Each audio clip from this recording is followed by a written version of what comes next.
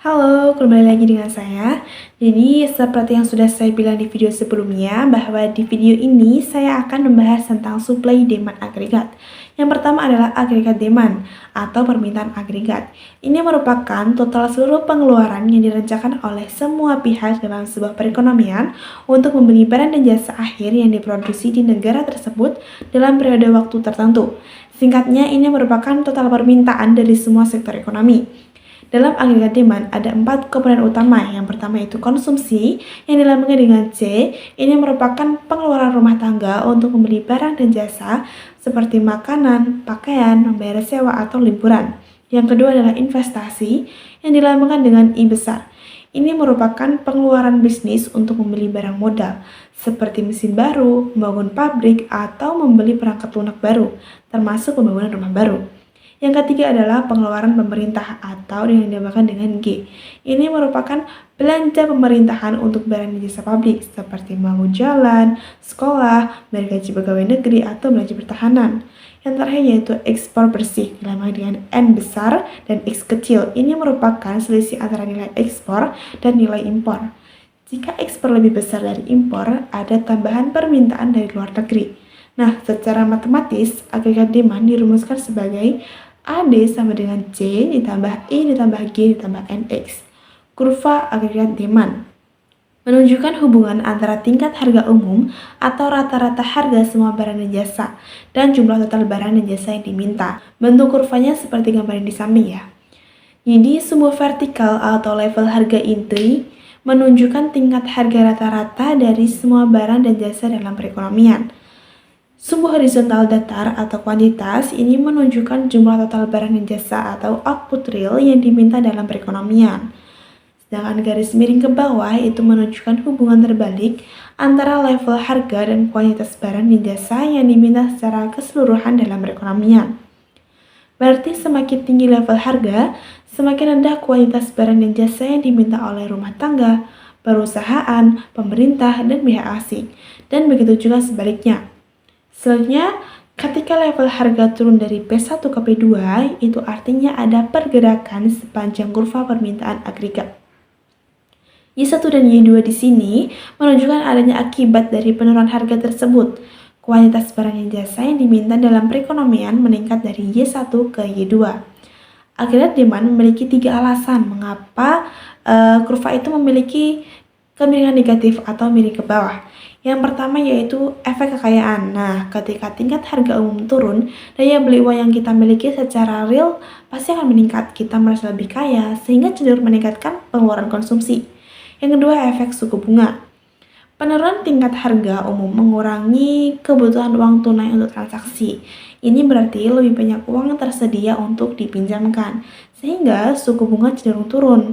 Suku bunga yang lebih rendah itu mendorong investasi dan pengeluaran konsumsi, terutama untuk barang tahan lama yang dibiayai, yang meningkatkan kualitas barang dan jasa yang diminta. Yang ketiga, efek nilai tukar.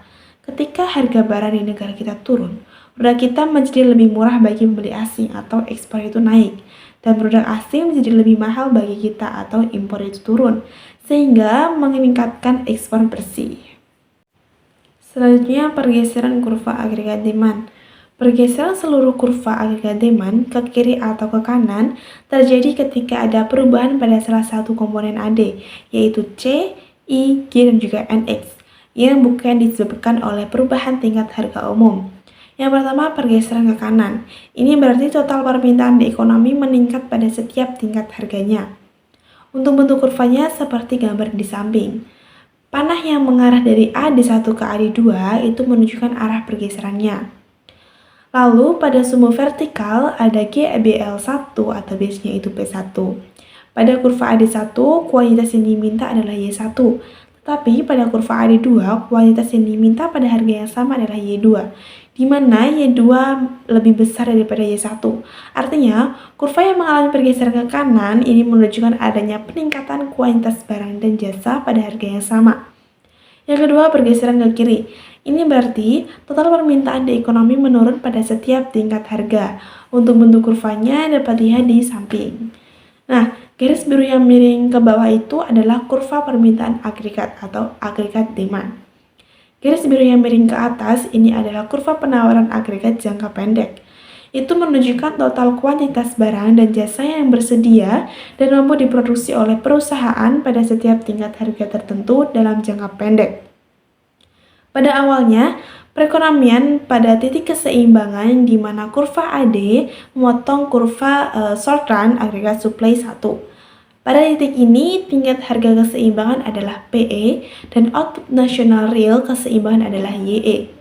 Ini adalah kondisi di mana jumlah total barang dan jasa yang diminta sama dengan jumlah total barang dan jasa yang diproduksi dan ditawarkan di pasar. Panah yang mengarah ke kiri dari AD ke AD2 ini menunjukkan bahwa telah terjadi penurunan, yaitu pergeseran ke kiri pada permintaan agregat. Pergeseran ke kiri ini menunjukkan bahwa pada setiap tingkat harga, jumlah barang dan jasa diminta dalam perekonomian berkurang.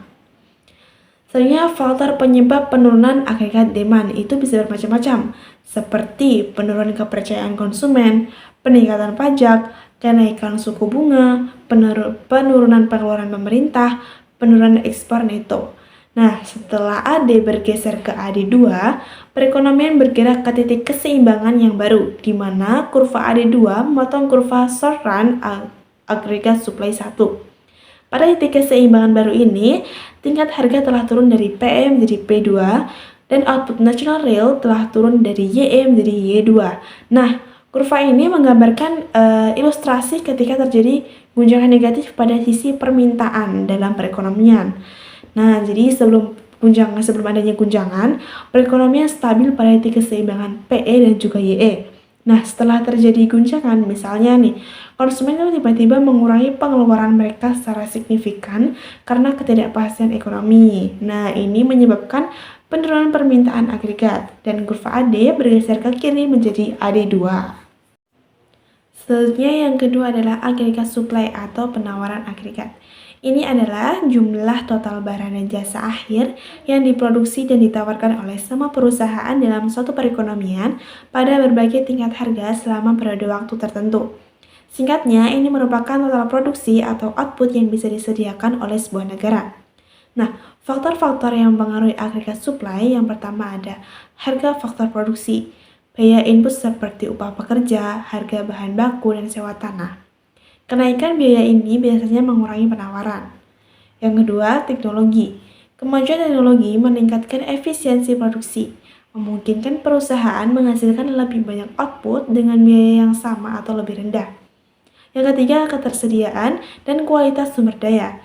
Ini termasuk jumlah tenaga kerja, modal fisik, sumber daya alam, dan infrastruktur.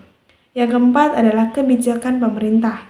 Pajak bisnis yang lebih rendah atau subsidi dapat mendorong produksi, sementara regulasi yang ketat bisa menghambat. Selanjutnya yaitu kurva agregat supply. Ini menunjukkan hubungan antara tingkat harga umum dan jumlah total barang dan jasa yang diproduksi dan ditawarkan. Kita di sini agregat supply dibedakan menjadi dua jenis kurva. Yang pertama yaitu agregat supply jangka pendek. Nah, bentuk kurvanya seperti gambar di samping ya, yang mana garisnya itu miring ke atas, itu artinya positif. Dalam jangka pendek, jika tingkat harga naik, perusahaan cenderung memproduksi lebih banyak karena beberapa biaya seperti upah belum bisa menyesuaikan diri dengan cepat, sehingga keuntungan per unit meningkat. Yang kedua adalah supply jangka panjang. Bentuk kurvanya seperti gambar di samping, yang mana garisnya vertikal atau tegak lurus. Dalam jangka panjang, semua harga dan biaya termasuk upah itu sudah dapat menyesuaikan diri. Nah, sehingga output yang bisa diproduksi oleh suatu negara hanya tergantung pada jumlah sumber daya atau tenaga kerja, modal, sumber daya alam. Dan teknologi tersedia bukan pada tingkat harga. Ini disebut output potensial atau full employment output. Selanjutnya, pergeseran kurva agregat supply. Pergeseran seluruh kurva agregat supply, baik jangka pandang maupun jangka pendek, terjadi ketika ada perubahan pada faktor-faktor yang mempengaruhi kapasitas produksi atau biaya produksi secara keseluruhan, selain tingkat harga. Yang pertama, pergeseran ke kanan. Ini berarti perekonomian itu mampu memproduksi lebih banyak output pada setiap tingkat harganya. Untuk contoh ilustrasinya, yaitu terjadi penemuan teknologi baru yang revolusioner di berbagai industri atau peningkatan signifikan dalam jumlah dan kualitas tenaga kerja karena program pelatihan besar. Pemerintah juga bisa mengurangi birokrasi dan pajak bisnis yang mendorong produksi. Nah, untuk gambar kurvanya seperti gambar di samping. Yang kedua, pergeseran ke kiri. Ini berarti perekonomian memproduksi lebih sedikit output pada setiap tingkat harga. Contoh ilustrasinya, harga minyak dunia melonjak sangat tinggi, secara drastis menaikkan biaya produksi hampir di semua sektor. Atau terjadi bencana alam besar yang menghancurkan infrastruktur kunci dan mengurangi ketersediaan sumber daya. Nah, untuk gambar kurvanya seperti yang ada di samping. Terima kasih yang sudah menonton video saya ini, semoga bermanfaat. Mungkin masih ada kurangnya karena di sini saya juga masih belajar. Terima kasih. Wassalamualaikum warahmatullahi wabarakatuh.